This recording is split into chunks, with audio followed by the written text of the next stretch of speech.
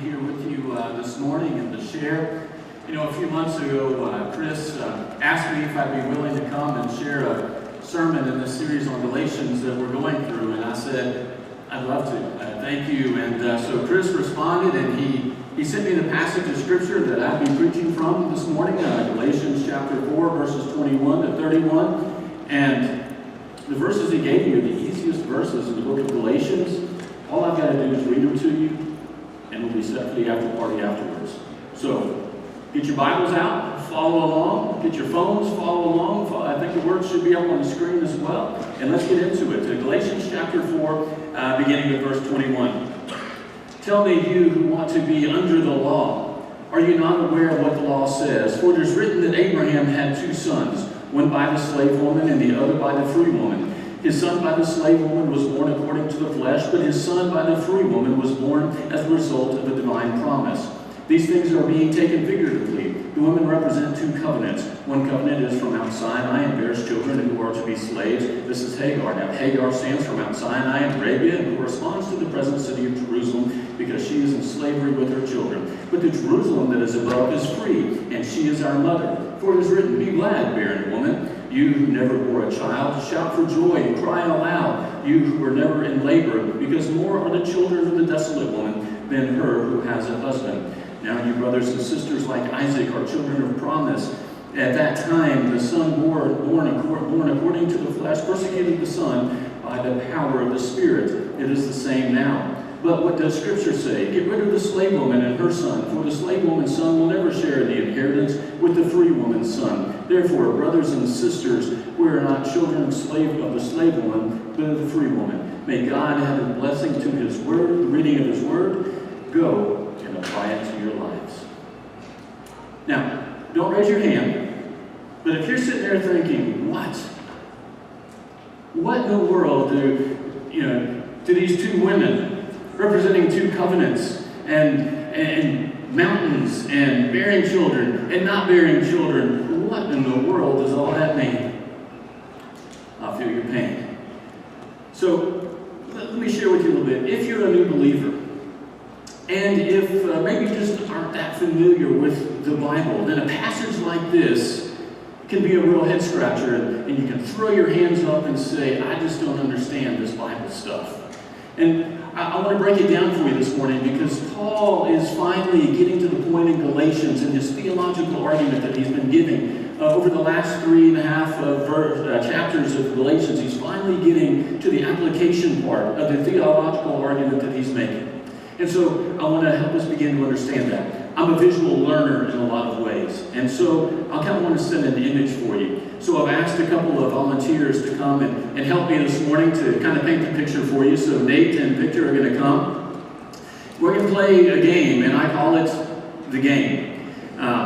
Very creative. And what we're going to do in this game is these two young men are going to show us their skill.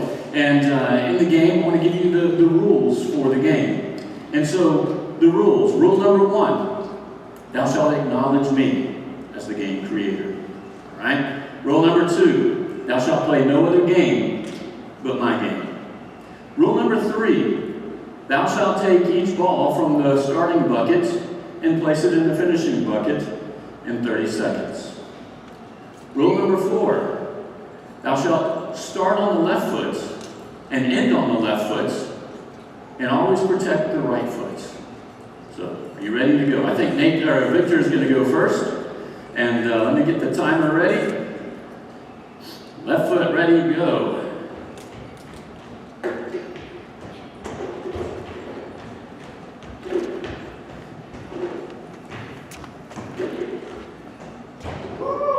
All right, he's going. Come on. You're at 17 seconds.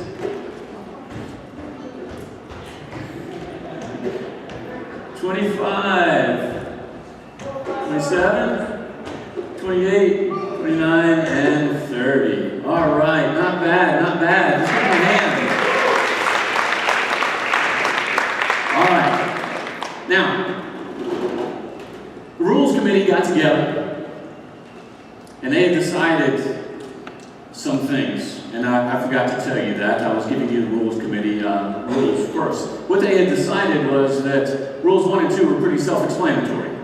Rule number 3, the rule said you had to take each ball. So the Rule Committee said that you had to carry each an individual ball and put it in there. And rule number 4, to make sure that you started and stopped on the left foot, you had to hop and keep your right foot up. That way you always protected the right foot. But now as the game creator, because that was pretty intense. That was pretty hard, wasn't it? So as the game creator, let me give you a new rule. All right? The new rule is that you should ask David, the game creator, if you can be on his team. And then ask David to play the game for you. And you'll be guaranteed a spot on the winner's podium. How does that sound, Nate? All right, so here we go. Ready? Left foot. Left foot. Nate, you win. Easily beat his time, right?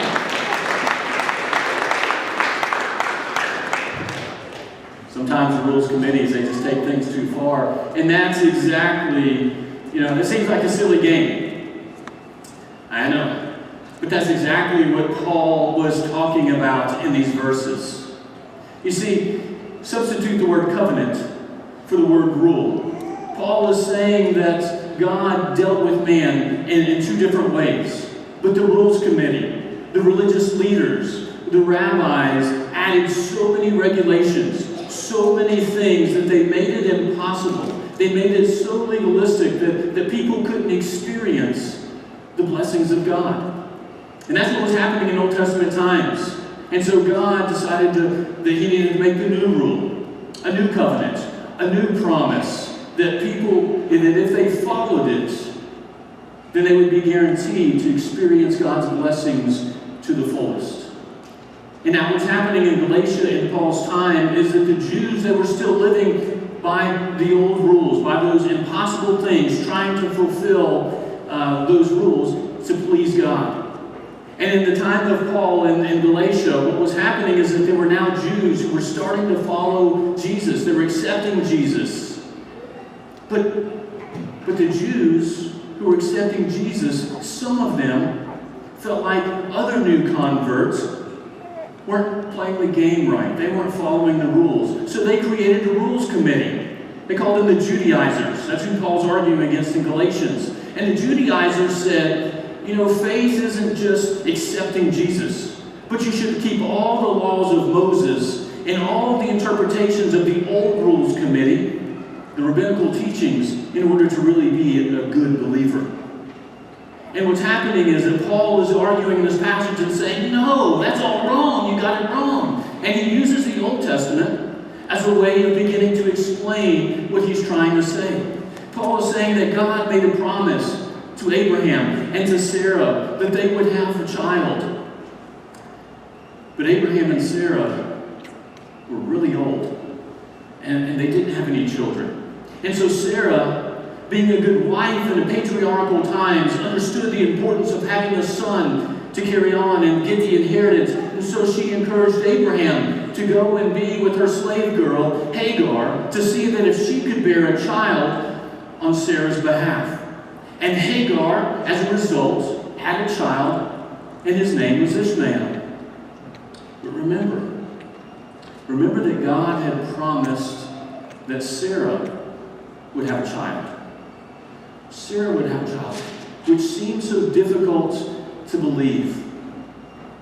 It even seemed impossible to believe because Sarah was barren, and Sarah was well beyond the childbearing years.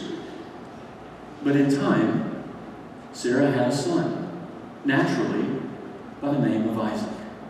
And so here's the important lesson that we need to take away.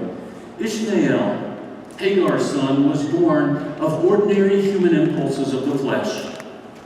But Isaac was born of God's promise.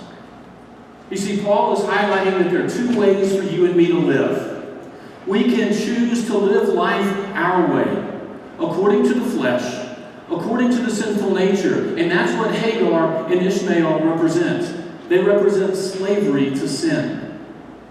Proverbs chapter 14 and verse 12 says that there's a way that seems right to man, but in the end it leads to death. You see, Abraham thought that his and Sarah's way seemed right. They had tried for years and years to have a child, but Sarah was barren. You see, they didn't set out to go against God and His will. They thought what they were doing was a way of accomplishing God's will. They didn't set out to go against God's will, just as you and I often, when we do things in life, we don't set out to go against God's will.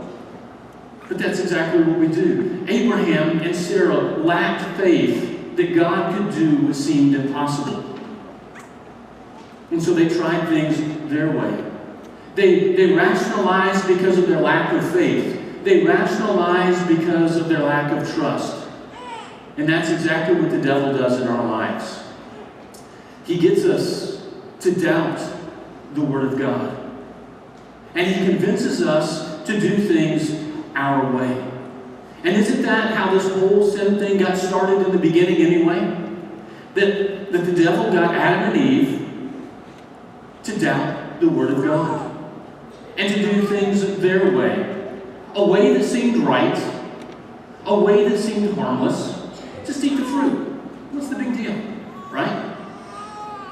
A couple of years ago, a young man came to me, and he and his wife were having a lot of problems. Mostly because he was, saying stupid things, doing stupid things, and just not doing what he needed to do.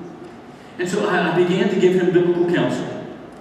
And I started telling him, try this, say this, do this, don't do that. And the next time I saw him, he said that things were really beginning to turn around. They were getting better. Their relationship was on a good path. And then the devil stepped in. And the devil gave him wise advice from his buddies. His buddies started speaking into his life, and they started saying, you should tell her blah, blah, blah, blah. And if she said that to me, I'd say blah, blah. And you don't need to stop doing blah, blah, because whatever. And what do you think happened to their relationship? Man, it plummeted. It plummeted. And then, this young man, he thought to himself one day, and I believe it was the Spirit of God speaking to him, because he was a believer. And you know what his thought was? His thought was, I'm about to lose my wife because I'm listening to these guys that are all single and divorced. What do they know? When I was listening to the chaplain, and when I was listening to my father-in-law, who happened to be a minister also, things were getting better. And so that's when he came back to me, and that's when he told me this story. You see, there's a way that seems right, but in the end it leads to death. His relationship with his wife almost died because he listened to the way of the flesh. He listened to the sinful nature. He listened to the advice of the world. And he almost lost his relationship. Another young man came to me and said that his wife wanted to divorce him because he was addicted to pornography. You see, he had listened to the lie of the devil. He had listened to the lie of the world that said there's nothing wrong with it. That you're not hurting anybody looking at it, watching it. It doesn't affect anybody. And then there are even some that say, it kind of spices things up in a relationship. Lies. Lies. Lies of the devil. The young man said that he didn't understand why it was a problem because he believed the society's lies. And when I began to explain to him that what it did is it planted false expectations, unrealistic expectations into his mind that maybe, just maybe, his wife really wasn't comfortable with. It's no wonder the intimacy in your relationship is being affected. And then I began to explain, maybe your wife's even beginning to have self-image issues. Because she's starting to wonder, what is it that you see in these other people that you don't see in me? You see, God gifted a married couple. His gift to the married couple is to find fulfillment in one another. And when we add and introduce something like this into the most intimate part of our relationship, it leads to death. In this case, it led to the death of intimacy. It led to the death of the relationship. Paul says that we can choose to live as children of Hagar, as slaves to sin, bound by it, and to never experience the blessings that God has in store for us. The sinful nature says that adultery and sexual promiscuity in whatever form is okay, but it leads to the death of relationships.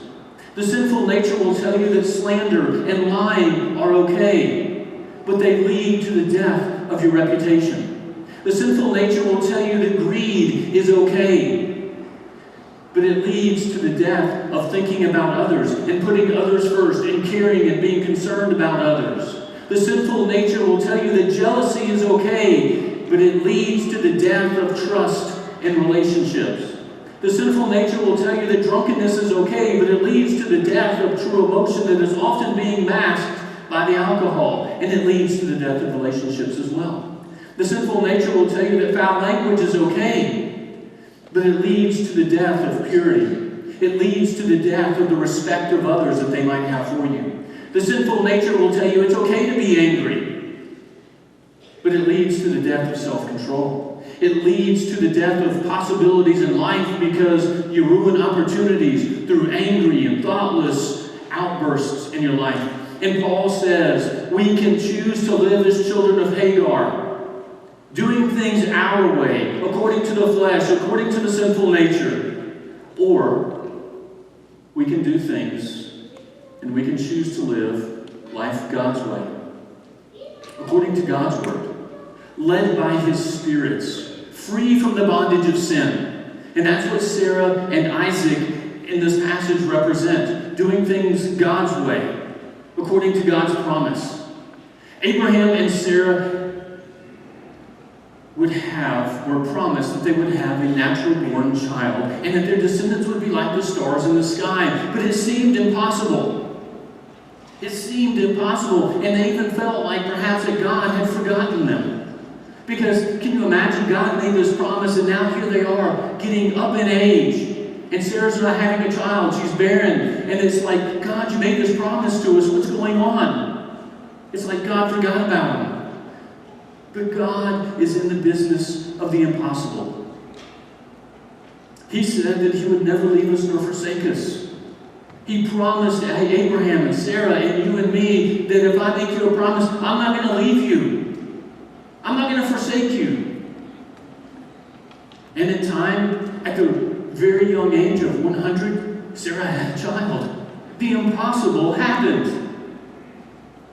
And then, a few years later, God asks Abraham to take that son that he waited for so many years to have. He says, Abraham, I want you to take Isaac now, and I want you to go sacrifice him. But God, you said my descendants will be like the stars if I go and sacrifice. Can you imagine? God was testing Abraham's faith. Abraham, being a man of faith, he went. He was going to do it, believing that somehow, some way, God would provide a sacrifice. And He did. The point is that following God is not always easy. Following God is not always easy. One of the most difficult times in Cindy and my life was when, as a young pastor in my first church, while I was still in seminary, the church that I was pastoring, there was a huge fight. And ultimately, the powers that be, asked us to leave. Asked us to leave.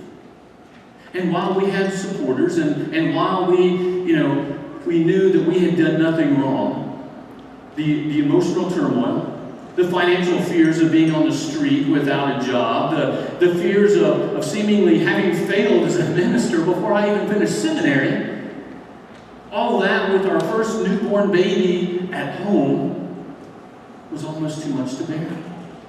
It was tough. And then God opened a door out of nowhere. Out of nowhere, I get a phone call from a church that is interested in me coming to be their pastor. And they're going to send a search committee to the church to hear me preach and to talk to me. And you think, oh, that's great. But in the meantime, being the pastor of the church and trying to work through things in the church and trying to reconcile things, I had made a promise to a couple of people that I would make an apology for some things that, in retrospect, I thought, maybe I can apologize for those things. Trying to set the example as the pastor and trying to redeem and reconcile those relationships. But they were coming on the same Sunday that I made that promise. How could I do that with the search committee there? In the congregation, they would never want me to come to be their pastor if they heard me get up and say that kind of stuff. And then my chances to move on to the next church, a bigger church, that would be gone. And I remember praying to God and saying, God, what do I do? God, I feel like this is a door that you have opened for me. But God, I got this promise that I made. And I struggled with it, and I prayed, and I struggled, and finally one day I heard God say, David, this is your church, not that church. Take care of the flock that I've given you right now. So I did. I made my apology with the pulpit committee sitting there in the church. And they hired me because of the apology. Can you believe it? Really. They hired me because I got in front of the church and I made an apology.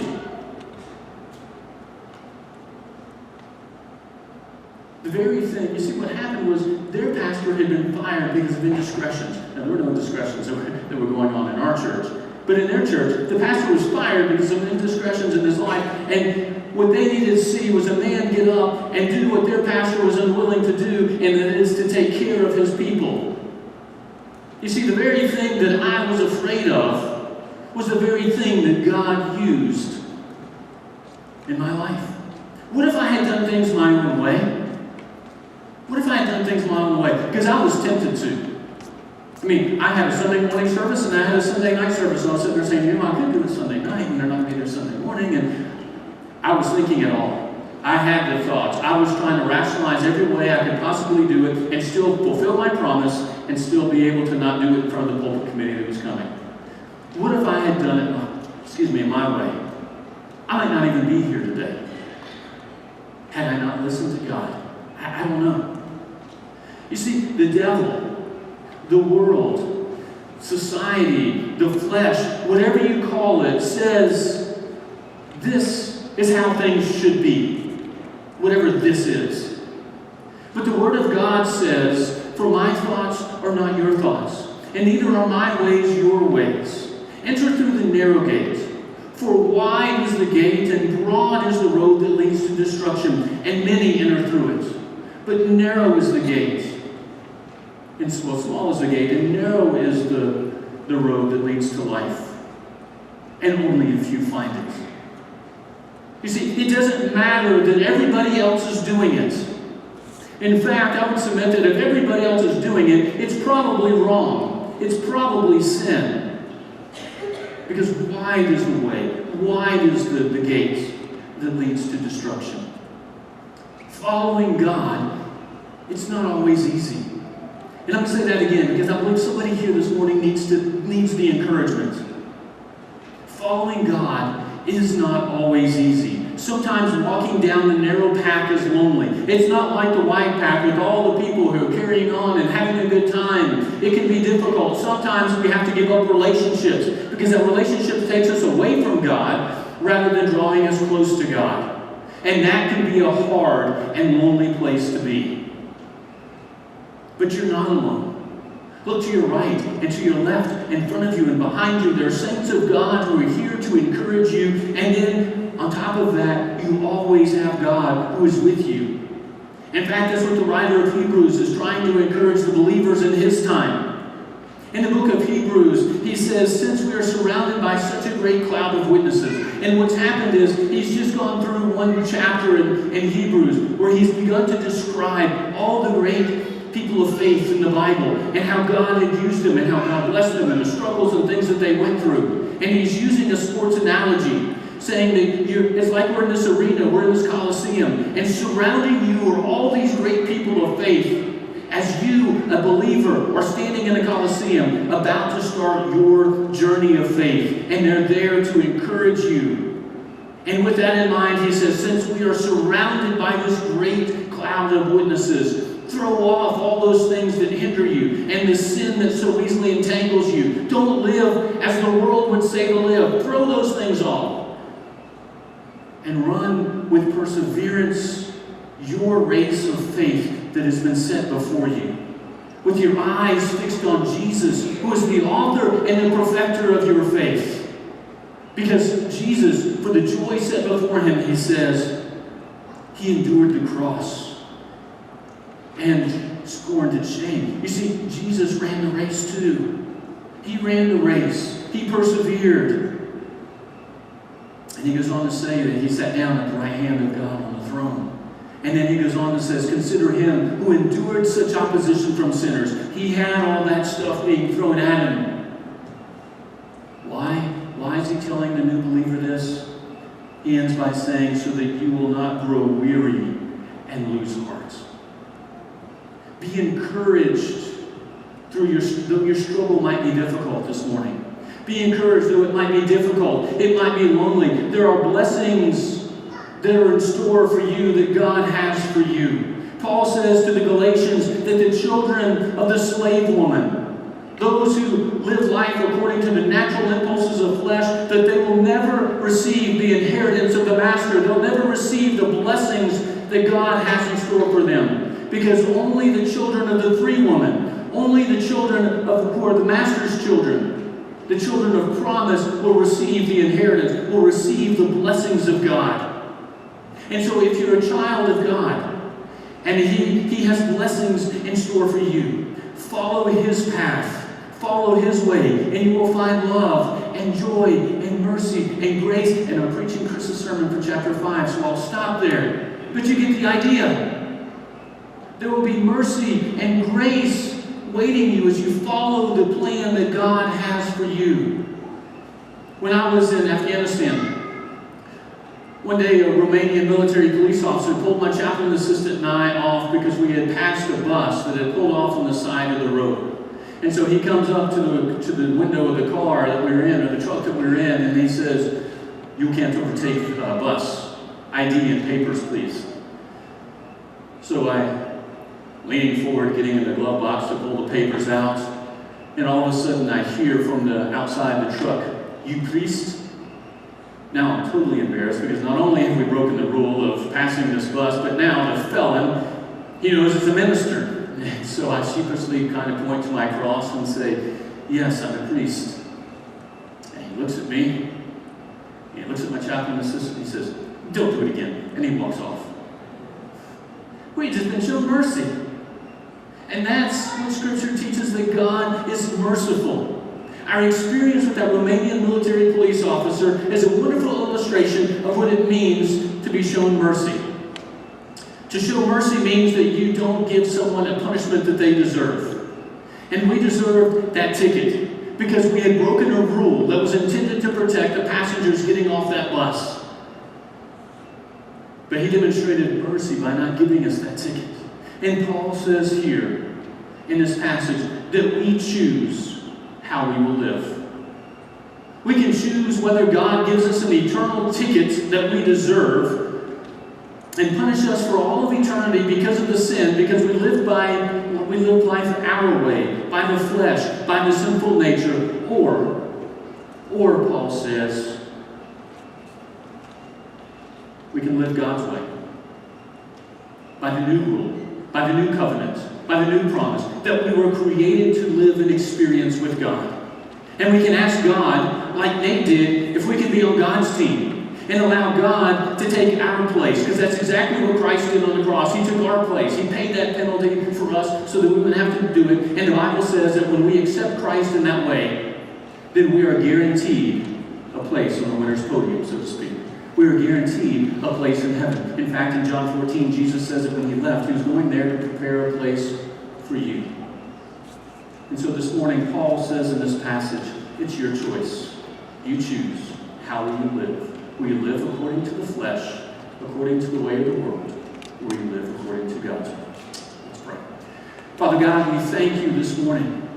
We thank you for your word. And God, most of all, we thank you for your love. God, I pray that this morning I feel that there is someone today. And God, they're going through a difficult time. They're trying to live according to your word and according to your way. And maybe like Abraham, they messed it up. Rather than asking what you wanted, they tried to take care of it in their own way. And they're beginning to see the results of that. And God, I pray that you'd be with them this morning. Encourage them to walk according to your way. Father God, maybe somebody's in here this morning and their life has been ruined because they've been living according to the desires of the flesh, according to a sinful nature. And Father God, I pray that this morning that this might be the day of transformation for them as they choose to live your way by asking to be on your team and allowing you to take care of that sin that they have in their life. Father, I pray that you would move in a very special way this morning. We ask these things in your precious and holy name.